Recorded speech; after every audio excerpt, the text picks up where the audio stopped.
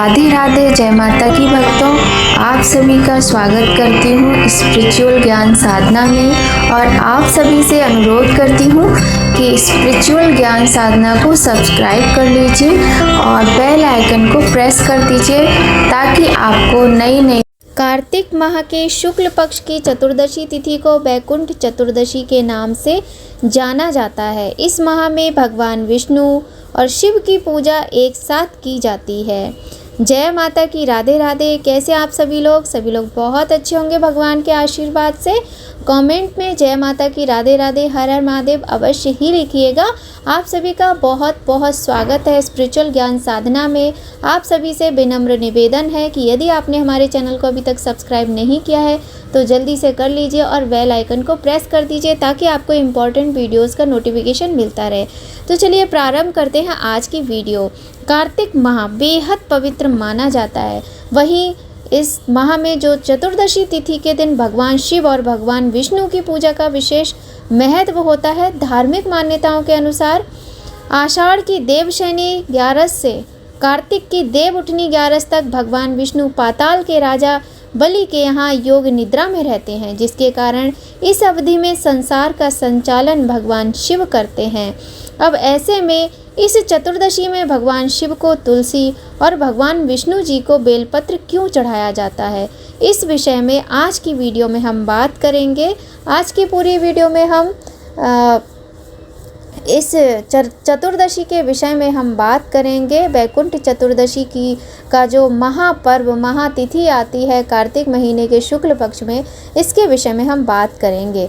कार्तिक माह की एकादशी तिथि के दिन जब भगवान विष्णु योग निद्रा से जागते हैं तब संसार का कार्यभार संभालते हैं। इस दिन दोनों देवता एक दूसरे को भेंट करते हैं। ऐसा कहा जाता है कि भेंट करने के दौरान भगवान विष्णु पर बेलपत्र और भगवान शिव पर तुलसी दल गिर जाता है, जिसके कारण बैकुंठ चतुर्दशी के दिन भगवान शिव को तुलसी और भगवान विष्णु को बेलपत्र चढ़ाया जाता है। इसलिए इस चतुर्दशी का अत्यधिक महत्व होता है। भगवान श्री हरि विष्णु और भगवान शिव की विधि विधान के साथ पूजा करने से उनकी असीम कृपा की प्राप्ति होती है और बैकुंठ धाम की भी प्राप्ति होती है। इस दिन जो भक्त व्रत रखते हैं और विष्णु भगवान की पूजा कर उनकी झांकी निकालते हैं, बैकुंठ चतुर्दशी के दिन भगवान विष्णु का पूजन 1000 कमल के फूलों से करने से विशेष प्रकार के फल की प्राप्ति होती है और इस दिन श्राद्ध करने का भी बहुत अधिक महत्व होता है। बैकुंठ चतुर्दशी के दिन भगवान विष्णु को 3 बेलपत्र चढ़ाए जाते हैं और अगले दिन इन्हें तिजोरी में रख लीजिए। ऐसी मान्यता है, इससे आर्थिक तंगी से छुटकारा मिलता है और आय में वृद्धि होती है। भगवान शिव को बैकुंठ चतुर्दशी के दिन 4-5 तुलसी दल अवश्य ही चढ़ाए जाते हैं। वैसे तो आपने सुना ही होगा कि भगवान शिव को तुलसी नहीं चढ़ाई जाती है, किंतु बैकुंठ चतुर्दशी के दिन आपको हमने बताया कि दोनों ने एक दूसरे को जब भेंट दी थी तो भगवान शिव पर तुलसी दल गिर गए थे। इस प्रकार से भगवान शिव को 4-5 तुलसी दल चढ़ाए जाते हैं। तांबे के लोटे में जल भर उसमें तुलसी दल डालकर 24 घंटे के लिए रख दीजिए। अगले दिन स्नान के बाद इस जल को मुख्य द्वार सहित पूरे घर में छिड़कने से नकारात्मक ऊर्जा से छुटकारा मिलता है और घर में सुख समृद्धि की प्राप्ति होती है। बैकुंठ चतुर्दशी के दिन भगवान शिव के नाम के 7 दिए और भगवान विष्णु के नाम के 7 दिए जलाए जाते हैं, उनकी आराधना की जाती है। ऐसा करने से आपको कभी किसी भी परेशानी का सामना नहीं करना पड़ता और सौभाग्य की प्राप्ति होती है। आइए अब जानते हैं साल 2023 में बैकुंठ चतुर्दशी की डेट क्या है। वैदिक पंचांग के अनुसार कार्तिक माह के शुक्ल पक्ष की चतुर्दशी तिथि 25 नवंबर दिन शनिवार को शाम 5:22 पर प्रारंभ होगी। ये तिथि अगले दिन 26 नवंबर रविवार को दोपहर 3:53 तक मान्य रहेगी।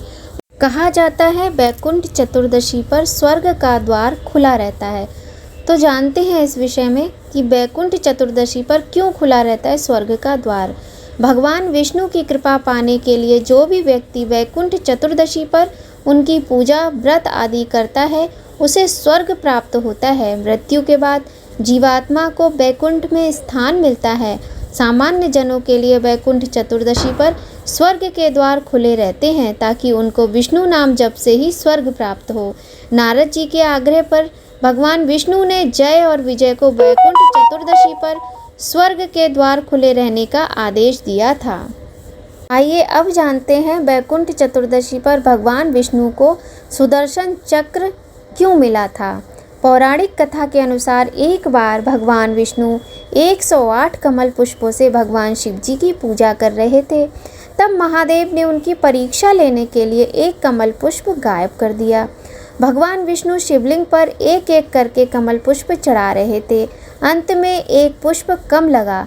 तब उन्होंने सोचा कि उनके नेत्र भी तो कमल के समान हैं, इसलिए वे अपने एक नेत्र को शिवलिंग पर अर्पित करने जा रहे थे। तभी भगवान शिव प्रकट हुए और ऐसा करने से रोका। उन्होंने प्रसन्न होकर भगवान विष्णु को सुदर्शन चक्र प्रदान किया। बोलिए नारायण भगवान की जय। देखिए भक्ति इसे कहते हैं ना, भगवान शिव भगवान विष्णु की भक्ति करने से प्रसन्न होते हैं और भगवान विष्णु भगवान शिव की भक्ति करने से प्रसन्न होते हैं।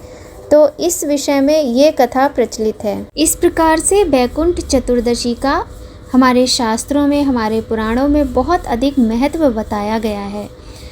कार्तिक मास के शुक्ल पक्ष के जो चतुर्दशी होती है, इसे ही वैकुंठ चतुर्दशी के नाम से जाना जाता है। इस दिन भगवान शिव भगवान विष्णु की साथ में पूजा अर्चना का विधान बताया गया है और इस दिन किया गया पूजा व्रत अनेकों पापों से मुक्ति दिलाता है और मनोकामना की पूर्ति कराता है। आशा करते हैं हमारी ये वीडियो आप सभी के लिए बहुत अधिक लाभदायक होगी। यदि आपको हमारी वीडियो पसंद आए तो लाइक कीजिएगा, शेयर कीजिएगा।